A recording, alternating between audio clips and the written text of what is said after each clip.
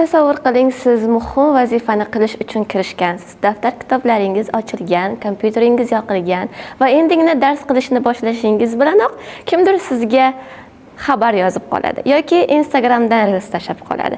Siz esa uni hammasini ko'rib, hammasiga reaksiya bildirib javob qaytarguningizcha hash-pash deguncha 2 soat vaqt o'tib ketganini payqamay ham qolasiz. Keyin esa qandaydir qorningiz ochib, tushlik qilgingiz kelib qoladi va shu bilan uxlagingiz kelib qoladi va qanday qilib bir kuningiz shunchaki yo'q bo'lib ketganini va qanday qilib vazifani o'z vaqtida bajara olmaganligingizni payqab, o'zingizni ayblab yurasiz. Assalomu alaykum, mening ismim Shahzoda va bugun men sizlar bilan aynan mana shu holat haqida, ya'ni prokrastinatsiya haqida so'zlashamiz.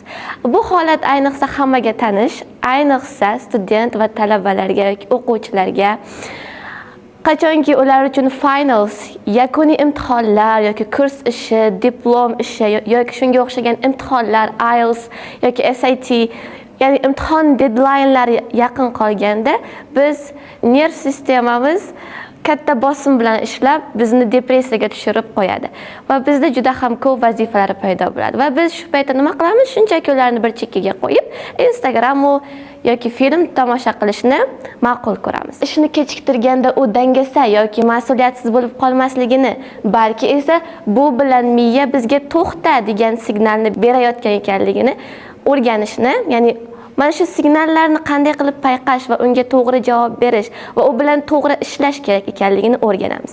Birinchi o'rinda shunchaki buni oddiy til bilan tushuntiramiz. Ya'ni xuddi siz ko'rganingizdek bu odamcha, tasavvur qiling, bu sizsiz. Siz shunchaki nima qilishni bilmasdan o'ylanib turibsiz va sizning chap tomoningizda esa bu sizning farishtangiz, ya'ni bu sizga nima deydi? Har doim vazifalarni o'z vaqtida qil, hech qachon deadline'larni orqaga surma. Hozir qil va kelajakda rohatlan. Va esa har doim ko'rib turganingizdek, bu esa sizning shaytonchangiz yoki xohlasangiz buni ichimdagi maxluqcha deb ham nomlasangiz bo'ladi. U sizga esa har doim nima deydi? Hozir zavqlan, baribir o'lib ketasan. Ya'ni bu vazifalarni qilib o'zingni qiynashingdan foyda yo'q. Va shunda 90% insonlar kimning gapiga quloq soladi? Albatta ichidagi maxluqchaning. Biz vazifalarni bajarib, to'g'rirog'i bajarmasdan Instagram ko'rayotgan paytimiz kim bizni davay bo'ldi qayt vazifalarni qil deydi? Albatta bu panika. To есть vahima. Ya'ni biz birdaniga vahimaga tushib bo'ldi, men endi ertaga o'ldim, ustozim o'ldiradi. Ya'ni men vazifalarni bajarmadim, ertaga aniq muvaffaqiyatsizlikka uchrayman. Ya'ni panika bizga qoch, xavf, ya'ni sos degan signallarni berib, bizni ishga kirishishga undaydi. Endi esa xuddi mana shuni ilmiy tomonlama ko'rib chiqamiz. Biz ko'rib turganimizdek, mana bu miyaning ko'k qismi bu prefrontal cortex. To есть old miya deb nomlanadi. Bu miya bizning peshonamiz ortida joylashgan bo'lib, bu asosan kelajak hamda yaqin maqsadlar uchun ishlaydi. Ya'ni bu nima deydi? Bu har doim vazifani hozir qil va kelajakda rohatlan. Ya'ni miyamizning bu qismi bizni logikamizga, ya'ni fikrlashimizga va logikaga javobgarlik vazifasini bajaradi. Va endi bizda yana nima bor? Limbic system mavjud. Limbic system esa bu miyamizning o'rta tomonida joylashgan bo'lib, bu asosan hissiyotlar uchun, ya'ni zavq, qo'rquv, lazzatlanish hissiyoti uchun javob beradi. U esa bizga nima deydi? Hozir zavqlan, kelajak haqida o'ylama. Ya'ni bizning limbik sistemimiz bu hozirgi daqiqada yashaydi. Miyamizning old qismi esa bu kelajak zamon uchun ishlaydi. Endi bizga shu paytda kim yordamga keladi? Albatta dopamin sistemasi. Dopamin sistemasi bu mukofot tizimligini bildirib, u ikki xil turga bo'linadi. Birinchisi bu tez dopamin, ikkinchisi esa sekin dopamin. Tez dopamin nima? Tez dopamin bu aynan hozirgi daqiqada, misol uchun siz dars qilib turibsiz va shu paytda siz shokolad yegingiz kelib qoldi. Ya'ni siz miyani qandaydir yo'l bilan mukofotlamoqchi bo'lib qolasiz. Va shunda siz shokoladni taxminan 10-15 minut yeysiz. Shokoladni iste'mol qilayotgan vaqtingiz sizning dopamin miqdoringiz ma'lum bir miqdorda ko'tariladi va shokoladni yeb bitirganingizdan esa u pastga tushadi. Ya'ni bu kam vaqtda, kam muddatli dopamin sistemasi deyiladi. Endi esa sekin dopamin sistemasi nima degani? Sekin dopamin sistemasi bu uzoq muddat, ya'ni hozir o'qi va ertaga yuqori ball ol yoki hozir dieta tut va bir necha oydan keyin ideal qomatga ega bo'l. Bu nima? Ya'ni sizning mukofot tizimingiz yoki sizning mukofot usulingiz bu kelajakda va bunga siz sekin-sekin erishib borasiz. Mana shu hollarda bizda sekin hamda tez dopamin sistemalari mavjud. Va biz qachonki prokrastinatsiyaga berilganimizda bizda asosan tez dopamin sistemasi ishga kirishadi. Ya'ni Instagram ko'rish, televizor ko'rish yoki TikTokda videolar ko'rib yoki do'stlarimiz bilan suhbatlashish yoki ovqatlanish. Bu esa miyada aynan bir necha daqiqa yoki bir necha soatdagi dopamin tizimini rag'batlantirib berar ekan. Va keyin esa albatta bizda bir nechta sabablar mavjud. Ya'ni bizda qachon prokrastinatsiya sodir bo'ladi? Birinchidan, qachonki vazifa juda katta va noaniq. Tasavvur qiling, biz kurs ishi yozmoqchimiz yoki diplom ishi. Bizda vazifa juda katta va biz shunday vaziyatlarda nima qilamiz? Ya'ni shunchaki o'zimizni tupikka tiqib, nimadan boshlashni bilmay yuramiz. Ya'ni maqsad bor, lekin yo'l yo'q. Bu xuddiki Yandexga lokatsiyasiz chiqishdek gap. Ikkinchi holatda esa qo'rquv signali. Ya'ni bizni nima orqaga surib turadi? Bu albatta qo'rquv. Ya'ni qanday qo'rquvlar bo'lishi mumkin? Men tayyor emasman. Yoki men buni hal qila olmayman. Mendan ham zo'r insonlar bor. Ular meni bosib qo'yadi. Ya'ni ular mendan zo'r bo'lib ketadi. Men esa orqada qolib ketaman. Ya'ni bunday qo'rquvlar insonni orqaga surib turadi. Ikkinchisi esa xato qilishdan qo'rqish. Ya'ni bu perfeksionizm deb nomlanadi. Ya'ni har narsani o'ta mukammal darajada qilaman deydi-yu, qanday qilib bu narsani orqaga qoldirganini bilmasdan xato qiladi.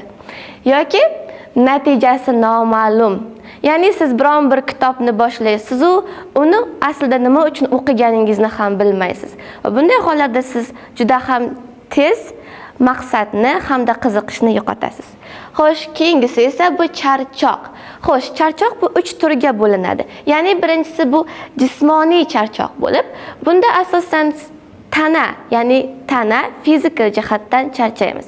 Ya'ni siz kun bo'yi o'qishda, ishda bo'lasiz va uyga kelib, endi vazifani bajaraman deganingizda sizning miyangiz portlab, uxlagingiz, dam olgingiz keladi. Bu xuddiki qizib turgan motorga benzin solishdek gap. Ya'ni u borib portlaydi. Ikkinchisi esa bu emotsional charchoq. Ya'ni bu qanday bo'lishi mumkin? Siz kun bo'yi ko'plab insonlar bilan suhbatlashasiz. Ko'plab insonlar bilan urushasiz, yig'laysiz, kulasiz va turli xil emotsional vaziyatlarni o'z boshingizdan kechirasiz. Va bunday hollarda miya yoki sizning emotsiyangiz boshqa chuvstvada, ya'ni majburiyat hissiyatini bo'yniga olishni xohlamay undan qochadi. Va uchinchisi esa qaror qabul qilishdan charchash. Agar bilsangiz, inson miyasi har daqiqada minglab qarorlar qabul qiladi. Va ayni siz biron bir qiyin vazifani qilmoqchiligingizda, ya'ni siz har bitta so'zni tanlash uchun juda ham ko'p qaror qabul qilasiz. Va bunda esa albatta sizning miyangiz charchaydi va yaxshisi qo'y, buni qilmay qo'ya qol deydi. Va keyingi holatda esa bu tanqid qilinish. Albatta hamma tanqid qilinishdan qo'rqadi. Ya'ni ustozim nima deydi? Agar boshqalar ustimdan kulsachi? Mana shu bizni har qachon oldinga qadam bosishdan bizni saqlaydi. Endi esa oxirgisi bu maqsad noaniq. Xo'sh, bu qachon biz maqsadimizni aniqlashtira olamiz?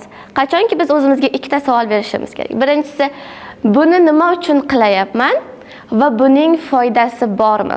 Agar ichingizda yo'q degan javob chiqsa, demak siz bu mashqni yoki bu vazifani xohlasangiz ham qila olmaysiz. Ya'ni maqsad har doim aniq bo'lish kerak. Misol uchun, men IELTS ga tayyorlanishga qiziqib qoldim. To'g'ri, ingliz tili o'rganishga qiziqdim. Taxminan 2 yil oldin. Lekin menda u paytda maqsad yo'q edi. O'zimga savol berdim. Nima uchun men ingliz tili o'rganmoqchiman? Lekin ichimdan hech qanaqa javob kelmadi. Kitobni ochdim, unga qarab turdim. Umuman kitobga qaraganimdan keyin sekingina kitobni yopib qo'ydim va bildimki, menda maqsad yo'q. Keyin esa bir oydan keyin do'stlarimni ko'rdim, ular IELTS olyapti, chetga o'qishga ketayapti yoki o'zini biznesini ochayapti. Va men o'shanda o'zimga nima maqsad qo'ydim? 3 oyda IELTS 7 olaman. Va mana shundan keyin qanday qilib har kuni vaqtimni bir vazifa ustida bajarib, hech narsani orqaga chektirmasdan, ya'ni orqada qoldirmasdan vazifalarni qanday bajarganimni o'zim ham bilmay qoldim. Ya'ni bu qachonki bizda maqsad aniq bo'lsa, ya'ni men buni nima uchun qilmoqchiman va bu mening kelajagimga qanday foyda beradi? Mana shu savolga sizda qachonki javob bo'lsa, demak bunda siz hech qachon hech narsani ortga surmaysiz. Ya'ni xo'sh, unda biz prokrastinatsiyadan aziyat chekayotgan bo'lsak va buni o'zimizcha hech qanday yo'q qila olmayotgan bo'lsak, nima qilishimiz kerak? Birinchisi bu limbik sistemni tinchlantirish. Ya'ni bizdagi o'sha qo'rquv, lazzatda mana shu hissiyotimizni qanday tinchlantirsak bo'ladi? Buning yo'li juda ham oson. Birinchi o'rinda bizga ikkala qo'limizni birlashtirgan holda, ya'ni ularni yaxshilab ishqalaymiz. Qo'limiz qizishi bilanoq uni ikkala yuzimizga tekkizib, chuqur nafas olamiz. Va nafasni chiqarib yuboramiz. Va yana shu holatni qaytaramiz. Qo'limizni bir-birimizga yaxshilab ishqalaymiz.